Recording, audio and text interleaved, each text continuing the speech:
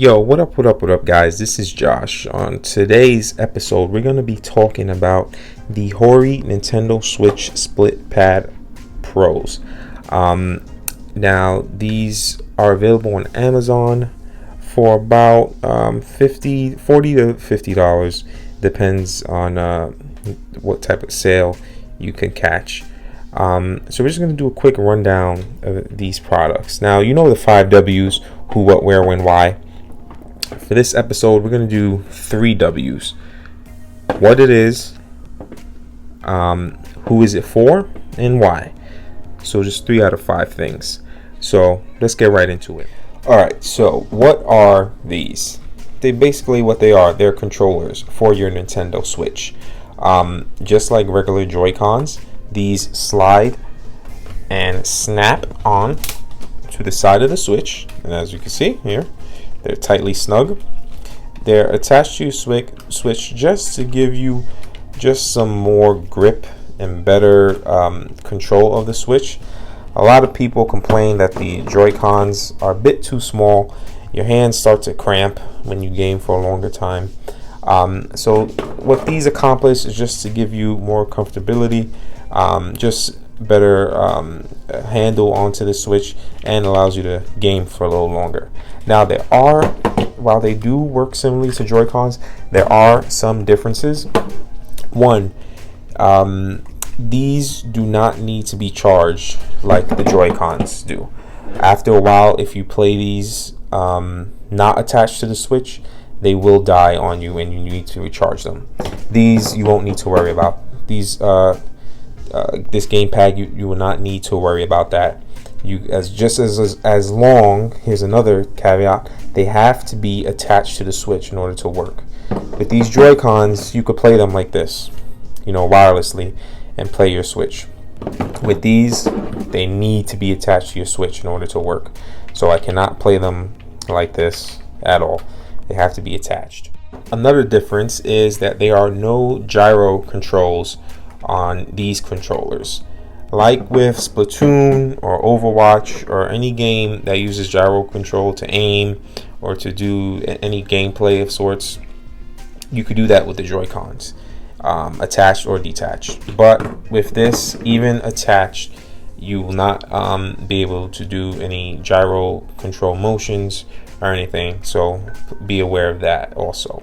Alright, here's a size comparison and difference between the Joy-Cons. This is the left hand Joy-Con. You have your joystick here, we have your D-pad here, we have your screen share button here, and we have your select button. Here's the top. You have your Z and ZL, L and LZ. And the difference here is we have assign and turbo. There's a button on the back right here. This button you could assign to any function that you might want to assign it to. And this is the right Joy-Con. You got your start button, your X, A, B, Y button, your right joystick here. You got your home button, and again, assign, and the turbo button for this, to assign this button to do whatever you like, and ZR, and the R. Just so you can see the differences in the sizes. Moving on to who this is for.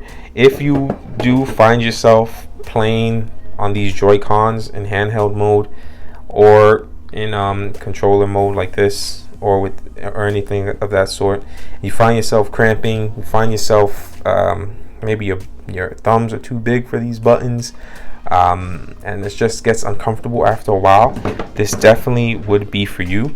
And also, you don't mind not having gyro control, you don't mind playing in handheld mode all the time. This is for you. Just so you can see the difference, just the difference in size in my hands. One more time. As you can see, it takes up the whole hand. My thumb covers up all the buttons. And this one, my thumb covers up the buttons a little bit also, but it's not that much of a difference. And for me, I find that playing this for a while, my hands do not cramp up. My hands are not getting uncomfortable. I could play for longer in handheld mode. And one more thing, this will make the Switch a bit larger, just so you know. This is just me holding it in my hand. It just does bring out the Switch a little more. Another plus with this is that you can dock. As you can see here, there is a small little opening. That is so you can place this in the dock. So that is another plus. You don't have to take these off if you want to dock and charge your Switch. On to the final W. Why? Well, I guess we could piggyback off for the Who's It for a little bit. If your hands are crampy and if you want a little bit better grip on the Switch and you want to have more enjoyable gameplay, I guess that's the reason why you should pick it up. But like I said, there are pros and cons to having this controller. It is up to you, the user. In my opinion, after using these for I think it's almost a year now, I definitely think it is a great addition to the Switch. Definite plus. Let me know what you guys think. Have you purchased this? What are your opinions on it? Are you looking to purchase it? Let me know. I'll catch you guys later. Peace.